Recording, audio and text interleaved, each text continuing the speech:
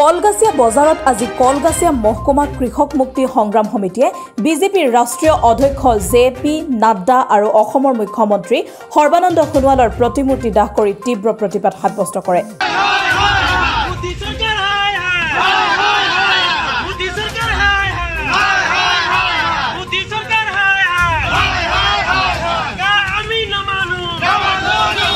কালি পশ্চিমবংগৰ ছ'চিয়েল গ্ৰুপৰ এক বৈঠকত বিজেপিৰ ৰাষ্ট্ৰীয় অধ্যক্ষ জে.পি. নাড্ডাই শীঘ্ৰেই দেশত কাৰ্যকৰী কৰা হ'ব বুলি কৰা মন্তব্যৰ বিৰুদ্ধে এই প্ৰতিবাদ সাব্যস্ত কৰে কলগাছিয়া কৃষক মুক্তিয়ে।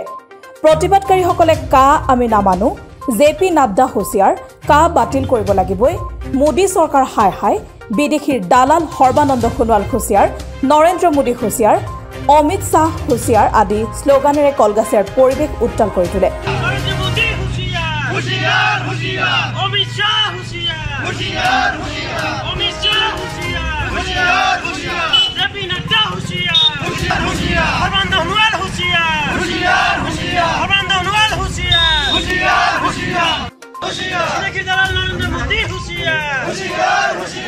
NRC সন্দৰ্ভত প্ৰতিবাদকাৰীসকলক সোধা এক প্ৰশ্নৰ উত্তৰত ৰাইজৰ দলৰ আহ্বায়ক আশ্ৰাফুল ইছলামে প্ৰতিক্ৰিয়া ব্যক্ত কৰি কয় যে NRC হৈছে অসমৰ দীৰ্ঘদিনীয়া বিদেশী সমস্যা সমাধানৰ একমাত্ৰ বাস্তৱ আৰু বিজ্ঞানসন্মত পথ।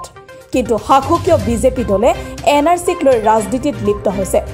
উচ্চতম ন্যায়ালয়ৰ তত্বাৱধানত হোৱা NRC খাৰিজ কৰাৰ বাবেও ষড়যন্ত্ৰত লিপ্ত হৈছে বিজেপি নেতৃত্বাধীন ৰাজ্য আৰু কেন্দ্ৰীয় চৰকাৰ দুখনে। অসমীয়া ৰাইজক ব্লেকমেইলিং কৰি অসমত বিজেপি দলে ৰাজনীতি চলাই যাবলৈ চেষ্টা কৰিছে বুলিও অভিযোগ তোলে প্ৰতিবাদীসকলে।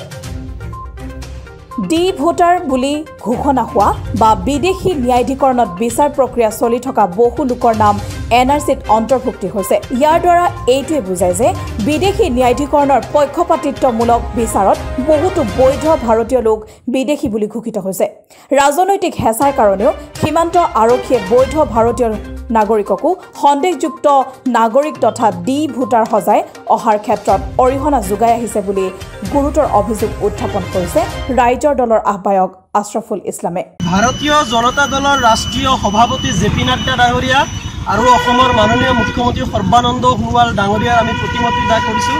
আৰু আজিৰ প্ৰতিমাতি দাহ কাৰ্যসূচীৰ জৰিয়তে এটা কথা পুনৰবাৰ স্পষ্ট কৰি দিব বিচাৰি আছোঁ যে সংবিধান বিৰোধী, সাম্প্ৰদায়িক, অসম চুক্তি বিৰোধী আৰু অসমীয়া জাতিদংশী কাৰ দৰে ক'লা আইন কেতিয়াও মানি লোৱা নহ'ব এই কথাটো পুনৰবাৰ আমি স্পষ্ট কৰি দিছোঁ। যি আমি কলগাছিয়া মহকুমা কৃষক মুক্তি সংগ্ৰাম সমিতিৰ উদ্যোগত এই প্ৰতিবাদী কাৰ্যসূচী ৰূপায়ণ কৰিছোঁ। স্পষ্টকৈ কৈছোঁ যে NRCটো হ'ল অসমৰ দীৰ্ঘদিনীয়া বিদেশী সমস্যাটো সমাধানৰ একমাত্ৰ বাস্তৱসন্মত আৰু বিজ্ঞানসন্মত পথ। সেইকাৰণে আমি আশা কৰি আছিলোঁ, এতিয়াও আশা কৰোঁ যে NRCৰ জৰিয়তে অসমৰ বিদেশী সমস্যাটো সমাধানৰ এটা বাট মুকলি হ'ব। কিন্তু আমি দেখিছোঁ যে শাসক দলটোৱে NRCক লৈ বিভিন্ন ধৰণৰ ৰাজনীতি কৰি আছে। তেওঁলোকে সুপ্ৰিম কোৰ্টৰ ছুপাৰভিজনত হোৱা NRCটোক তেওঁলোকে আচলতে আপোনাৰ খাৰিজ কৰাৰ কাৰণে ষড়যন্ত্ৰত লিপ্ত হৈছে আৰু অসমৰ ৰাইজক আৱেগিক কৰি তেওঁলোকে ইয়াক লৈ ব্লেকমেইলিং কৰি ৰাজনীতি কৰাৰ কাৰণে চেষ্টা কৰি আছে।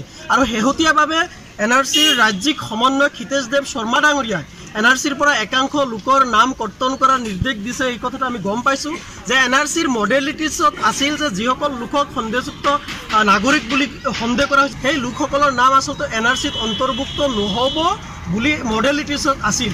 কিন্তু দেখা গৈছে যে ডি ভোটাৰ বুলি ঘোষণা হোৱা বা বিদেশী বুলি ঘোষণা হোৱা বা বিদেশী ন্যায়াধিকৰণ প্ৰক্ৰিয়াটোত লগত বিচাৰ প্ৰক্ৰিয়া চলি থকা বহু মানুহৰ নাম NRCত কিন্তু অন্তৰ্ভুক্ত হৈছে।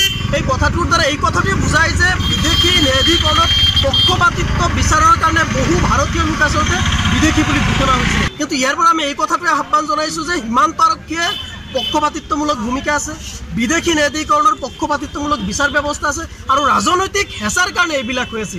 এইবিলাকৰ কাৰণে প্ৰকৃত ভাৰতীয় অসমবাসী বহু লোকক কিন্তু ডিভোটোৱাৰ হৈছে, বিদেশী তেওঁলোকক খোজা হৈছে, বহু লোকক কিন্তু ডিটেনশ্যন কেম্পত আবদ্ধ কৰোৱা হৈছে। সেইকাৰণে আমি কৃষক মুক্তি সংগ্ৰাম সমিতিয়ে পূৰ্বৰ পৰা কৈ আছোঁ যাতে সীমান্ত আৰক্ষীয়ে পক্ষপাতিত্বমূলক ভূমিকা গ্ৰহণ নকৰে বা বিদেশী ন্যায়াধিকৰণত যাতে পক্ষপাতিত্বমূলক বিচাৰ ব্যৱস্থা নহয়, তাৰ কাৰণে আচলতে জুডিচিয়াৰী ব্যৱস্থাটো বা FT কোৰ্টত যি মেম্বাৰ নিযুক্তি দিয়াৰ প্ৰক্ৰিয়া আছে সেই গোটেই প্ৰক্ৰিয়াটো আচলতে ৰাজনীতিৰ ঊৰ্ধত হ'ব লাগে। কিন্তু এতিয়া সেইবোৰ ৰাজনৈতিকভাৱে নিয়ন্ত্ৰিত হৈছে আৰু ৰাজনৈতিকভাৱে হেঁচা পোৱাৰ কাৰণে আচলতে এনেকুৱা ধৰণৰ ঘটনা হৈছে। সেইকাৰণে আমি বিচাৰোঁ যে সম্পূৰ্ণ ইণ্ডিপেণ্ডেণ্ট হিচাপে আৰু সম্পূৰ্ণ জুডিচিয়াৰী হিচাপে এইবিলাক নিযুক্তি প্ৰক্ৰিয়া হ'ব লাগে আৰু ৰাজনীতিৰ ঊৰ্ধত থাকে কাম কৰিব লাগে আৰু প্ৰকৃত বিদেশী যদি কোনোবাই আছে তেওঁক চিনাক্ত কৰিব লাগে বহিষ্কাৰ কৰিব লাগে কিন্তু বিদেশীৰ নামত প্ৰকৃত অসমবাসী ভাৰতীয় লোকসকলক যাতে হাৰাশাস্তি কৰা নহয় তাৰ কাৰণেও আমি মাত মাতি আছোঁ কলগাছিয়াৰ পৰা জাভেদ আলীৰ ৰিপৰ্ট অসম টুডে।